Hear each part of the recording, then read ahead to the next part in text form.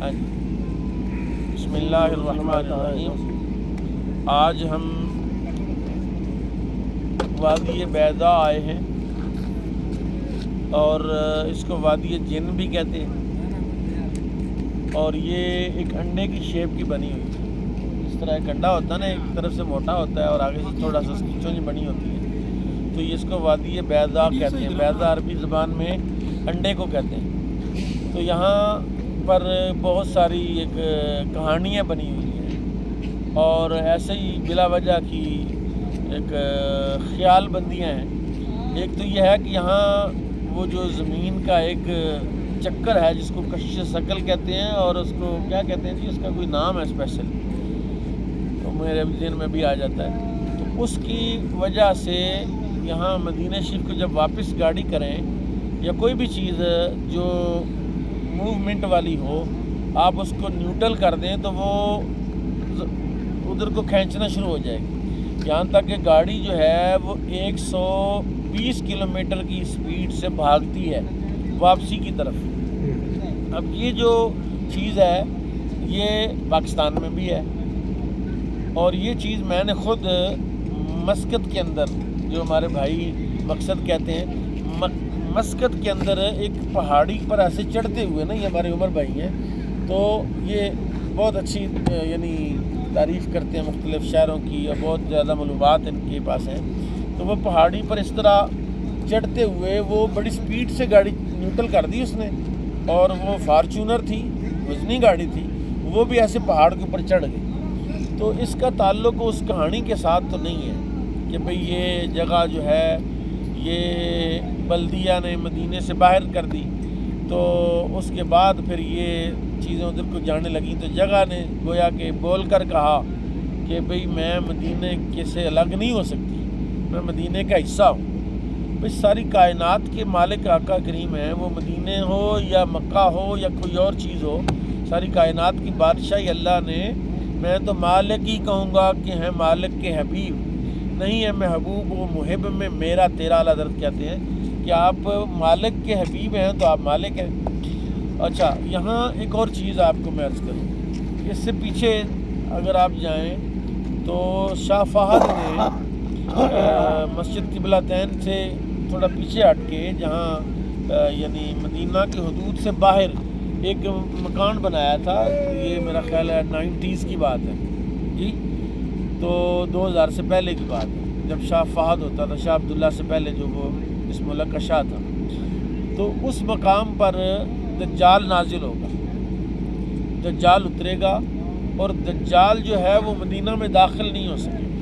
یعنی مدینہ پاک، رسول پاک صلی اللہ علیہ وسلم فرماتے ہیں کہ مدینہ کے جو دروازے ہیں یا جو رستے ہیں مدینہ کے، ہر دروازے پر، ہر رستے پر اللہ تعالیٰ ایک فرشتہ کھڑا کرے گا جو کہ دجال کو مدینے میں داخل نہیں ہونے دینا، نہ مدینے میں آ سکتا ہے نہ مکے میں آ سکتا ہے۔ اب حیرانگی کی بات یہ ہے کہ وہ بالکل قریب ہے، تو وہ مدینے کی حدود سے باہر ہے جہاں دجال اترے گا، اور یہ وادی بیضاء جو ہے وہ 40 کلومیٹر ہے یا 35 کلو ہے، یہاں سے مدینہ 35 کلومیٹر ہے یا 40 کلومیٹر ہے۔ ایک عربی سے ہم نے بات کی، انہوں نے کہا جی 50 کلومیٹر ہے، وہ ٹیکسی والے زیادہ بتاتے ہیں۔ تو یہ جگہ ایک ریسارٹ ہے، ایک تاریخی جگہ ہے، اور یہاں پر آپ کو بہت زیادہ پہاڑ جو ہیں، یہ دیکھیں نا، یہ پہاڑ بہت اونچا ہے، بہت ہی اونچا ہے، اور اس کے پتھر جو ہیں وہ اٹکے ہوئے ہیں، ذرا بھی تھوڑا زلزلہ آئے یا کوئی چیز آئے تو یہ نیچے گر جائیں۔ لیکن آج تک 1400 سال سے یہاں لینڈ سلائڈنگ نہیں ہوئی، یہاں پتھر نہیں گرے، یہاں زلزلہ نہیں آیا۔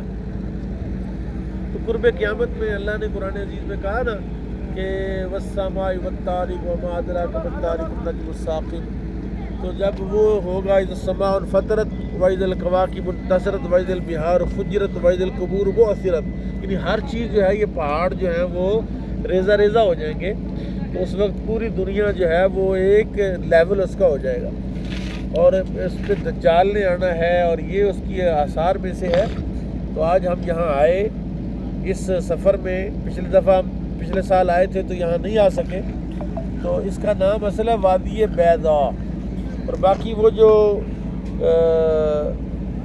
مدینہ کی طرف جانے والی ہر چیز جو ہے، اس کو جو کہانیاں ہیں، میرے خیال میں اس کی کوئی یعنی حقیقت نہیں ہے، اور کوئی اس کا شرعی ثبوت بھی نہیں ہے، کوئی تاریخی اس کی حیثیت بھی نہیں ہے. اور یہ تو ہمارے پاکستان میں کس جگہ بتا رہے تھے آپ؟ تتا پانی. آزاد کشمیر میں بھی اسی طرح یہ معاملہ ہے. اسی طرح مسقط میں نے خود اپنے یعنی دیکھا، خود اس گاڑی میں بیٹھا ہوا تھا جو ایسے پہاڑ کی طرف اوپر چڑھ گئے، نیوٹرل کر دی وہ اوپر چڑھ گئی. تو اس لیے یہ بہرحال اچھی جگہ ہے. ایک روایت جو کہی جاتی ہے وادی جن کی کہ رسول پاک حضرت عباس کو لے کر جب جنات رسول اللہ پر ایمان لانے کے لیے آئے تو اس جگہ پر حضور تشریف لائے اور حضرت عباس کو ایک دائرہ بنا کے اس میں بٹھایا، اور یہاں آپ نے جنات کو تبلیغ فرمائی. اور جنات کے قبیلے جو قرآن کہتا ہے نا، جو آیت ہے اذا جاء نصر اللہ والفتح ورأیت الناس يدخلون فی دین اللہ افواجا، کہ جب اللہ کی نصرت آئے گی تو لوگ فوج در فوج اسلام میں داخل ہوں گے. تو صرف انسان ہی فوج در فوج اسلام میں داخل نہیں ہوئے، بلکہ جنات بھی اپنے قبیلے لے کر آتے تھے اور رسول اللہ پر ایمان لاتے تھے. تو بہرحال اللہ تعالیٰ مدینہ کی ان بہاروں کو، اور یہ سب کچھ مدینہ کی وجہ سے ہے جی. یہاں لوگوں کا روزگار ہے، یہاں عربیوں کا روزگار ہے، یہاں امیگریشن ہے، یہاں لوگ آ رہے ہیں، یہاں پیسہ ابھی یہ جوس ہم پی رہے ہیں، ان کو پیسے دے کر جائیں گے. 5 ریال ہے تو 25 ریال تو ان کے ہم نے یہاں دے دیے، 100 ریال ہم نے گاڑی والے کو دے دیا. تو اس وجہ سے، اس وادی بیضاء کی وجہ سے ریونیو اکٹھا ہو رہا ہے، لوگوں کا روزگار جو ہے وہ اللہ تعالیٰ نے یہ اس کی انداز ہے نوازنے کے. تو ابھی یہ جب پہلی دفعہ آئے تھے نا جی، تو وہاں چھوٹی سی روڈ تھی ایک، اور باقی یہ پتھر ہی پتھر تھے. آپ دیکھ رہے ہیں کلیم سے ذرا ادھر کو کیمرہ گھمائیں، یہ دیکھیں پورا انہوں نے نا ایریا جو ہے اس کو کور کر دیا ہے اور اس پر کارپیٹڈ کر دیا اس کو، اور لوگوں نے ٹھیلے لگائے ہوئے ہیں. پیچھے ہم نے دیکھا ہے کہ انہوں نے تو ریسارٹ بنائے ہوئے ہیں بچوں کے کھیلنے کے لیے، کھلونے رکھے ہوئے ہیں. بہرحال عربیوں کو اب تھوڑی سی آگاہی ہو گئی ہے کہ کس طرح لوگوں سے جو ہے وہ پیسے وغیرہ کمانے ہیں. اللہ تعالیٰ رحمت فرمائے ملک پاکستان پر بھی. جس طرح کہتے ہیں نا، پاکستان دنیا کا جو سب سے خوبصورت ملک ہے، اگر وہاں بھی ہمارے حکمران جو ہیں وہ کوئی اس طرح کے سڑکیں بنائیں، رستے بنائیں، اور وہ جو پاکستان کی سیرگاہیں ہیں اس کو دنیا کے سامنے پیش کریں، تو پاکستان کو بڑا ریونیو آ سکتا ہے. اللہ تعالیٰ عالم اسلام پر رحم فرمائے، فلسطینیوں پر رحم فرمائے بالخصوص، اور پاکستان پر اللہ رحم فرمائے. وما علیہ الا البلاغ.